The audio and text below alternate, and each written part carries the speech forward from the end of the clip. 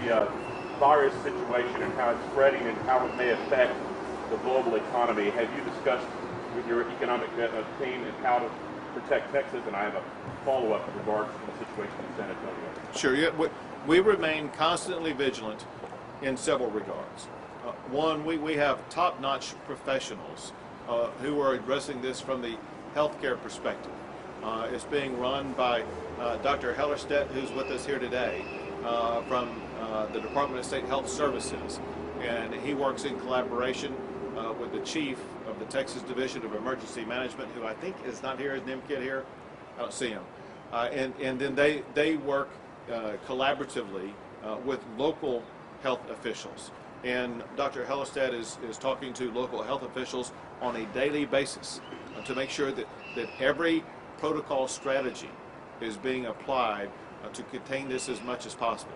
So the best way that we can go about the process of making sure we minimize the economic impact of the state of Texas is to do the best job possible of containing the spread of the coronavirus. I heard that in Asia, some of the factories are extending their shifts, where one shift leaves, the second shift waits, a cleaning crew comes in, and then the second shift comes in. Is that something that you could recommend here in Texas? And did you say it was by China? In Asia. I believe it's South Korea where it's all right.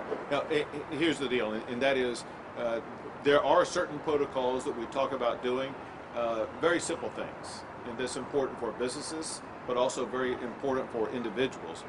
And that is the best way to go about minimizing the impact and expansion of this virus is the same thing that people would do to contain the spread of the flu. And that is, you need to be washing your hands constantly, use sanitizer, make sure that you're containing your cough. If you feel any type of illness, go see a doctor, talk to a doctor about it. Just basically continuously monitor your health.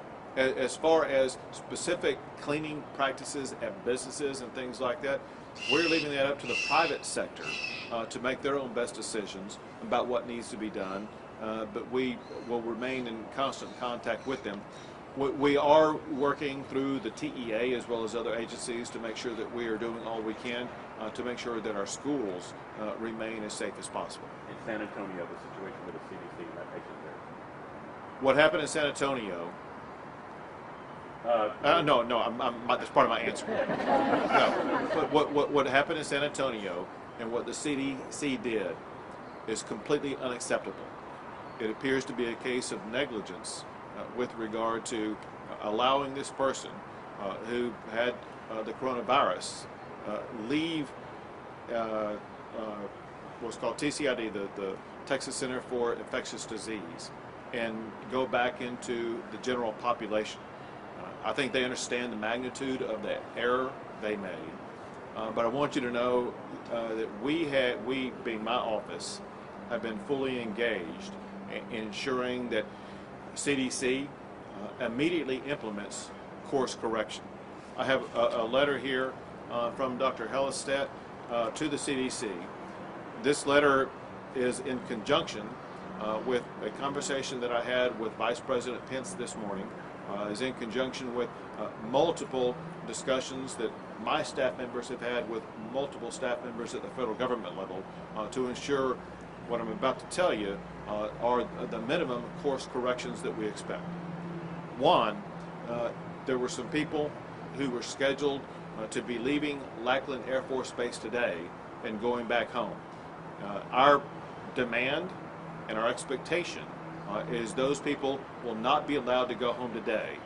They will not be allowed to go home until the CDC can guarantee that they have no trace of coronavirus and pose no threat to the expansion of the coronavirus anywhere in the country. Second, there are 11 people who remain at the Texas Center for Infectious Disease who have tested positive for the coronavirus. I want to be clear about one thing about this, and that is all of these 11 people have what are considered to be very mild cases of the coronavirus. None of them are serious. However, we are demanding additional, better protocol by CDC.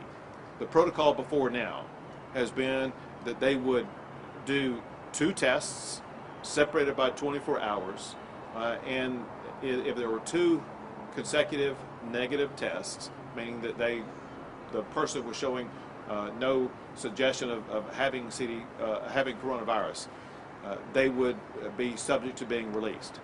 That was one of the mistakes here, because what happened here is there was a 3rd test that was conducted on the woman who was released. She was released before the test results came back. That 3rd test showed that she in fact did have the coronavirus. And so our expectation, our demand in here is that going forward, the CDC will do 3 tests as opposed to do 2. The second thing is that currently the 2 tests are done 24 hours apart. We want the 3 tests to be done 48 hours apart.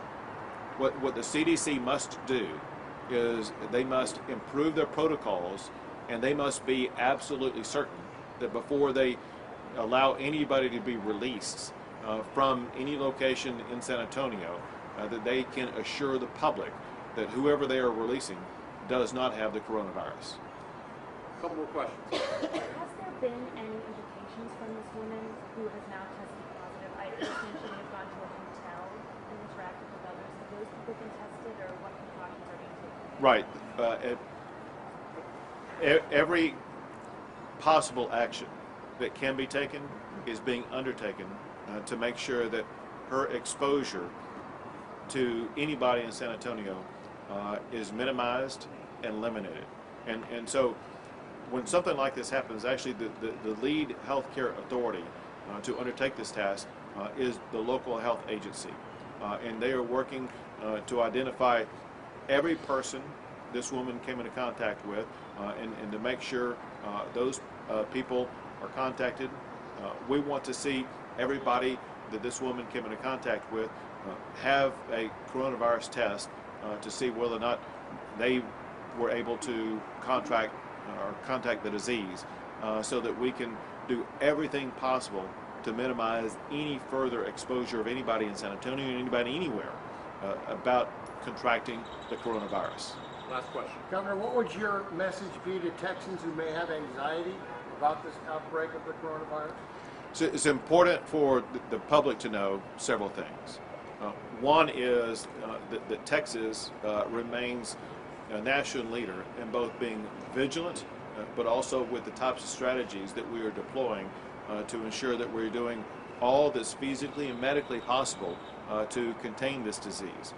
The other thing is that there have been so many people that were in San Antonio who had the coronavirus who have now been released because they have now been cleared of having the coronavirus. That is an example proving that even though somebody contracts the coronavirus, they're still going to live. They're going to get over it just like somebody who has the flu.